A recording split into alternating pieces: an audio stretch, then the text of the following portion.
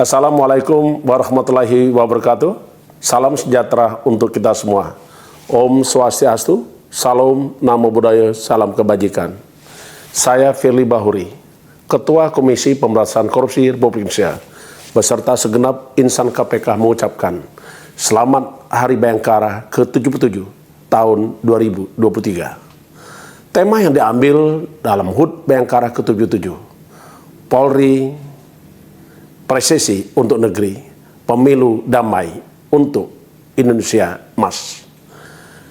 Kami menyadari bahwa tugas-tugas Polri begitu berat dan penuh tantangan.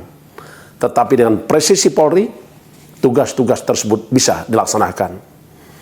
Polri presisi, prediktif, responsif, transparan, dan mewujudkan keadilan.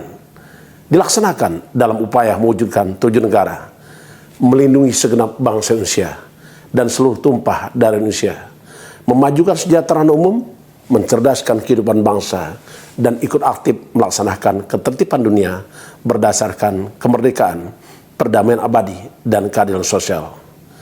Saya mengajak segenap insan Bayangkara untuk mengamalkan nilai-nilai suci, Tribrata, dan Catuprasya.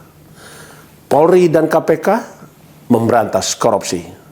Kita bersatu mengabdi untuk negeri, membersihkan NKRI dari praktek-praktek korupsi. Selamat Hari Bayangkara ke-77. Sukses selalu.